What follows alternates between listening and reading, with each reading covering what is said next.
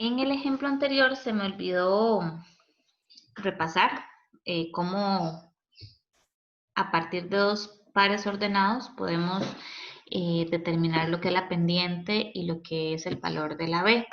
Recordemos con la calculadora que con mode 5, 1 podemos meter los datos en donde A es el valor de X, B es la coma, entonces le ponemos siempre un 1, y C es el valor de Y. Entonces vamos a colocar eso en la calculadora: 0, coma, que le ponemos el 1, y 2400. El otro par ordenado sería 20, coma, entonces ponemos el 1 y ponemos 2400, perdón, 2600. Y ahí nos dice X y Y, ¿verdad? Entonces, X es el valor de la pendiente, es decir, el M, y el Y es el valor de B, 2400. Entonces, vean que a la hora de formar el criterio de la función, lo ponemos tal y como está acá. Entonces, tenemos, sería M, que es 10X más B, que sería 2400. Y ahí tenemos formado el criterio de la función lineal. Esto solo lo podemos hacer con la función lineal. Vamos a continuar con el tema de lo que es modelización. Nos quedan todavía unos ejemplos por ver. Dice, el equilibrio térmico de cierto objeto en su medio está dado por la ecuación T igual menos un medio, logaritmo natural de T sobre 75. Entonces ya ahí sabemos que el modelo de la función va a ser logarítmico. ¿Por qué? Porque tenemos un logaritmo natural acá. Entonces donde T es la temperatura inicial en grados Celsius y T minúscula es el tiempo en horas. Si el objeto se expone a un nuevo ambiente y tarda 0,25 horas en alcanzar el equilibrio térmico en ¿cuál es aproximadamente la temperatura inicial en grados Celsius en el momento en que se expuso el objeto a un nuevo medio? Entonces acá lo más importante del problema es sacar primero los datos. Tenemos el tiempo, que es 0,25, y me están pidiendo la temperatura. Entonces la temperatura era la T mayúscula. Vamos a ver entonces. Dice que al exponerse el objeto, se tarda 0,25 horas. Entonces vamos a sustituir la T minúscula por 0,25 y despejamos, tenemos que ver cómo despejamos esta T mayúscula. Entonces lo que está multiplicando primero lo pasé a dividir. 0,25 dividido entre menos un medio, el resultado de eso me da menos un medio, entonces lo voy a colocar así en fracción.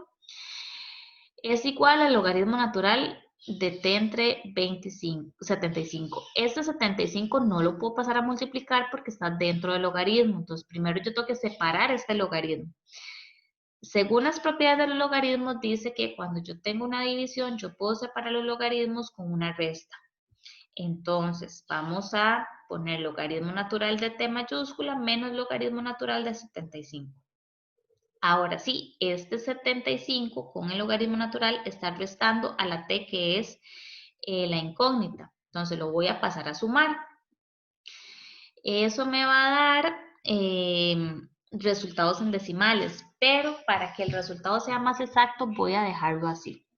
Recordemos que un logaritmo natural siempre es un logaritmo donde la base es Euler. Entonces yo voy a cambiar este logaritmo natural, que es donde está la T, que es la incógnita, lo voy a cambiar por el logaritmo con base Euler. Solo lo voy a hacer de este lado porque aquí esto es un valor numérico, que si usamos la calculadora nos va a dar algo.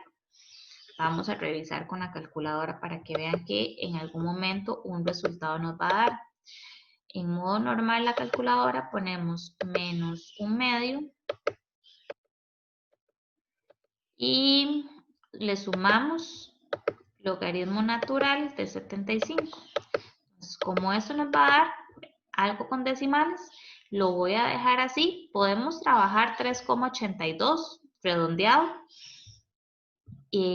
O mejor lo dejamos así para que nos dé más exacto. Entonces vamos a ver acá qué seguimos teniendo. Vamos a cambiar el logaritmo por una exponencial. ¿Cómo era eso? Entonces la base, recordemos la fórmula, logaritmo en base a de x es igual a y. Entonces para cambiar de un logaritmo a una exponencial se ponía la base elevado al resultado logaritmo igual al argumento. Esta fórmula es lo que voy a usar. Entonces la base en este caso es e, lo vamos a elevar al resultado, que es todo eso que teníamos, menos un medio más logaritmo natural de 75, y eso nos va a dar como resultado el t, que es el tiempo. Si ustedes quieren usar la parte en decimales, igualmente se puede, 3.82 dijimos, ¿verdad? Entonces vamos a utilizar alfa, perdón, porque está en rojo. Alfa E, le vamos a poner potencia, y dijimos que eso daba, ya se me olvidó, 3,82. Ok, voy de nuevo. 3,82. Entonces tenemos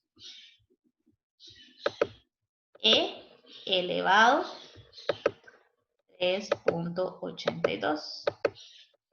Le damos igual y vean que da 45,6. Por la cantidad de decimales que estamos dejando botados, es esta diferencia en los decimales, pero al final, como estamos hablando de una temperatura, aproximadamente es de 45 grados. Vean que es lo mismo acá. ¿Puedo ponerlo así como está? Sí, también se puede. Ponemos alfa e exponente. Primero es una fracción menos un medio. Y este resultado nos va a dar más exacto. Más logaritmo natural de 75. Cierro paréntesis y le doy igual. Y ese es el resultado que teníamos acá. 45.49 aproximadamente. De cualquiera de las dos formas estaría bien el resultado. Entonces vamos a ver.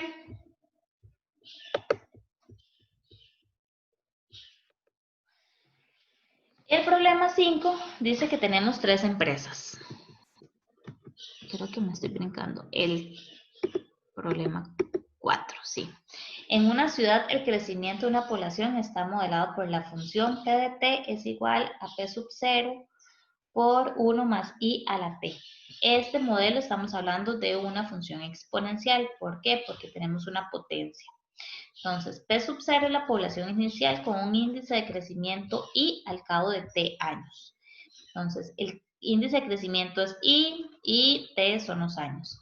Si este año 2019 la ciudad tiene 600 habitantes y su crecimiento anual es de 3%, determine cuántos habitantes habrá en el año 2027 y en cuánto tiempo habrá 1.200 habitantes. Entonces me están preguntando imagen y preimagen, por decirlo así.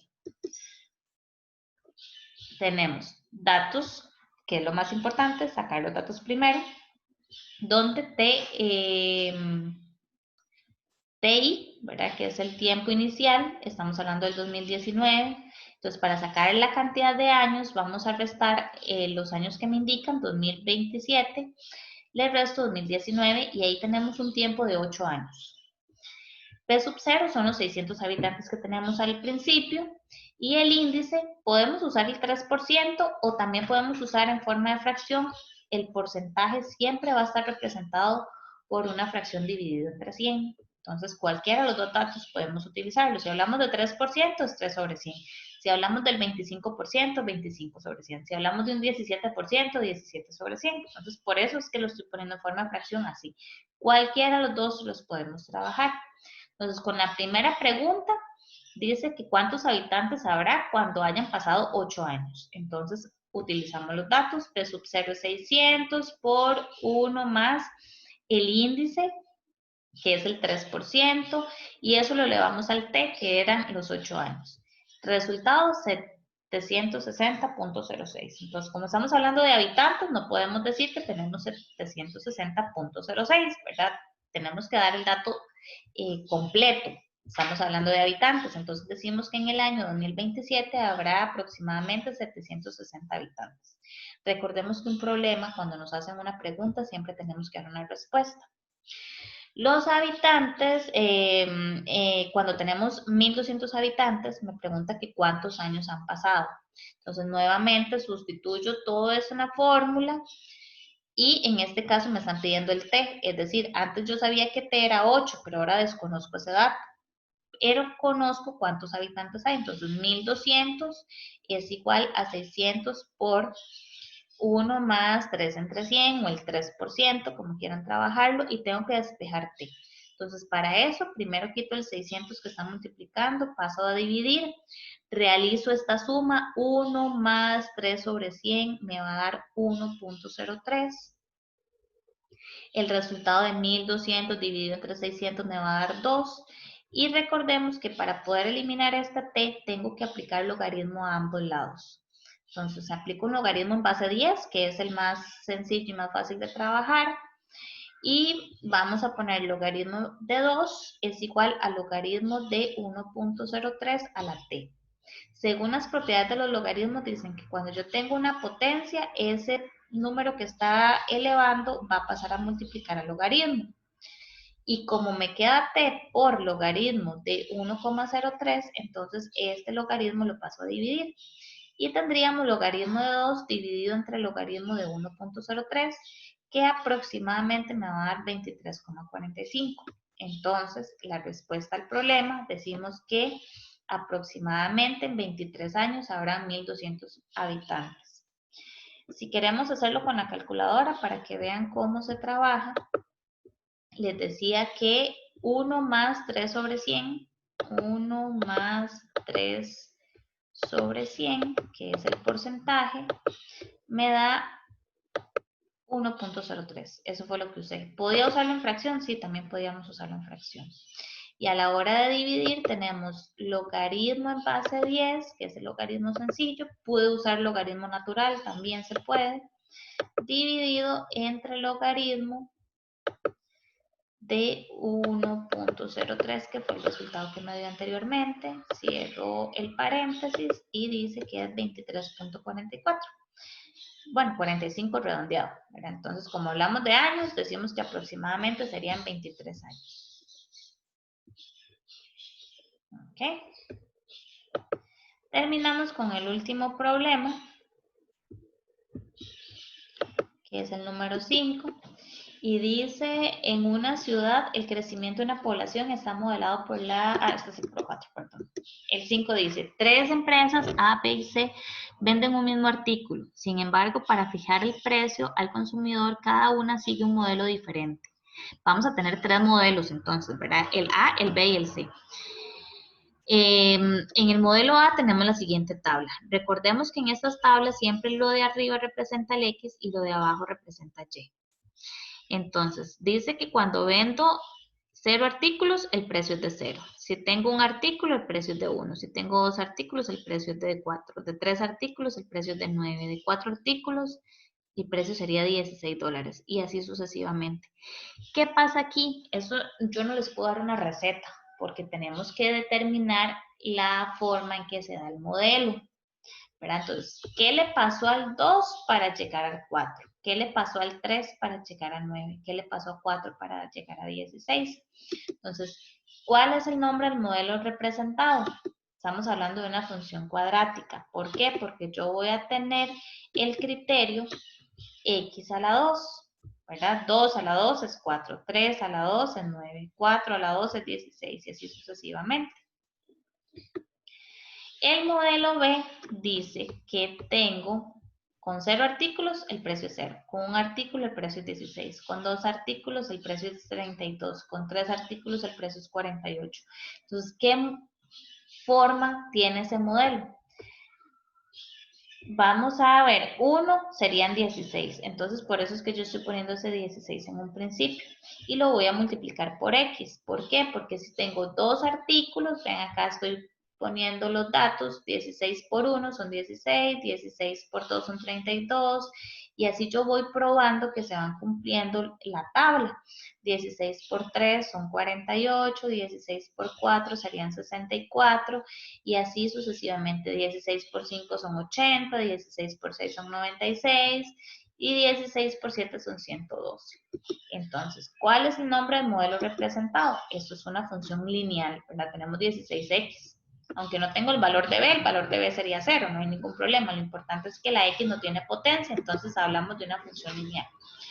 Determinamos el criterio que modela la función, sería p de x igual 16x. Este p o c o f puede variar, no importa, de acuerdo a lo que la letra que ustedes quieran usar. Como estamos hablando de precio, yo usé la p. El modelo C dice, tengo 0, dio 1. Tengo 1, dio 2. Tengo 2, ¿qué le pasó al 2 para llegar a 4? ¿Qué le pasó al 3 para llegar a 8? ¿Qué le pasó al 4 para llegar a 16? ¿Verdad? Entonces ahí estamos hablando que toda potencia elevada a la 0 siempre es 1. Entonces cuando yo tengo en el primer cuadrito 0 y 1, por lo general es una función exponencial. Entonces probamos. 2 a la 0, 1, se cumple el primero. 2 a la 1 es 2, se cumple el segundo. 2 a la 2 es 4, 2 a la 3 es 8, 2 a la 4 es 16, 2 a la 5 es 32, y ahí podríamos seguir haciendo la prueba y nos damos cuenta que 2 a la 7 es 128. Entonces tenemos un tipo de función exponencial, es el nombre del modelo presentado. Y el criterio sería p de x igual a 2 a la x. Ahora, me hacen una pregunta. Dice, si un cliente compra 10 artículos, ¿con cuál de las tres empresas le es más favorable la compra? Entonces vamos a probar. Con el modelo A vamos a tener que sustituir la X por ese 10, que son los 10 artículos. Entonces 10 a la 2 es 100. Con el modelo B vamos a tener P de 10, entonces el modelo B era 16X. Entonces tenemos 16 por 10, 160. Y el modelo C dice que era una potencia, 2 a la X, es decir, 2 a la 10 es igual a 1024. Entonces, si yo voy a comprar algo, obviamente yo me voy a ir por el dato que es más económico. Entonces, ¿cuál es el modelo que resulta más favorable? Entonces, el modelo que resulta más favorable es el modelo A, ¿verdad? Que fue el más económico. Y con esto estaríamos terminando el tema de funciones y modelización. Ya les corresponde a ustedes hacer la práctica que está en la página número 48 y 49. Como les digo, en este caso no podemos tener una receta para determinar el modelo. Sí hay palabras claves y hay numeritos que me pueden ayudar a determinar el modelo, pero si necesitan probar 2, 3 veces, no se asusten. Eso puede suceder, me sucede a mí, que uno tiene el estudio y el conocimiento en matemática y a veces yo a la primera, el modelo que yo creí que era no funciona. Entonces tengo que hacer varias pruebas. No se preocupen por eso. Cualquier consulta me lo hacen saber por medio de Teams o al correo electrónico.